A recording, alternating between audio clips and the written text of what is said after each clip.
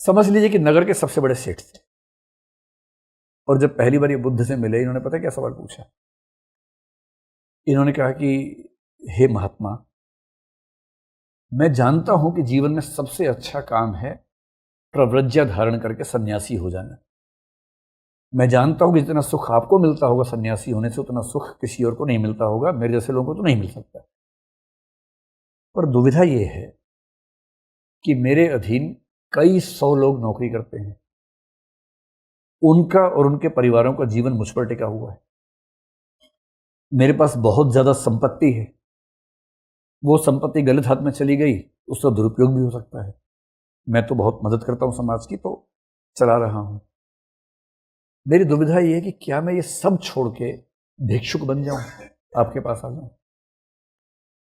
और बुद्ध ने कहा नहीं, आपको दुविधा इसलिए है क्योंकि आपके मन में बैठा हुआ है कि धनी होना बुरा होना है।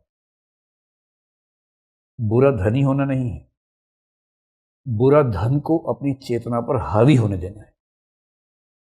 सबसे अच्छे लोग वो हैं जिनके पास धन है, संपदा है, किंतु उनकी चेतना पर हावी नहीं, और वो अपनी संपत्ति को, अपनी संपदा को समाज के हित में इस्तेमाल करते हैं। इसलिए आपके लिए भिक्षुक बनने से ज्यादा अच्छा है, और समाज के लिए भी अच्छा है, कि आप व्यापारी ही रहें, सेठ ही रहें, और अपने पैसे का इस्तेमाल समाज के हित में करते रहें। ठीक वही विचार जो आगे चलकर महात्मा गांधी ने ट्रस्टीशिप के नाम से दिया।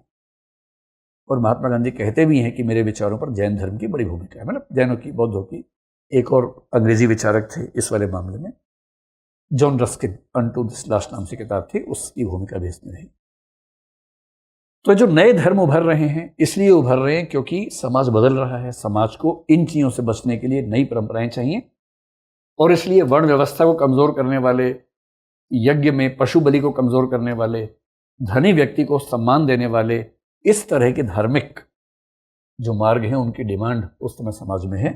और उस समय समाज में आपको शायद अंदाजा होगा कि 62 ऐसे आंदोलनों का जिक्र मिलता है जो श्रमण आंदोलन थे। 62 परंपराएं,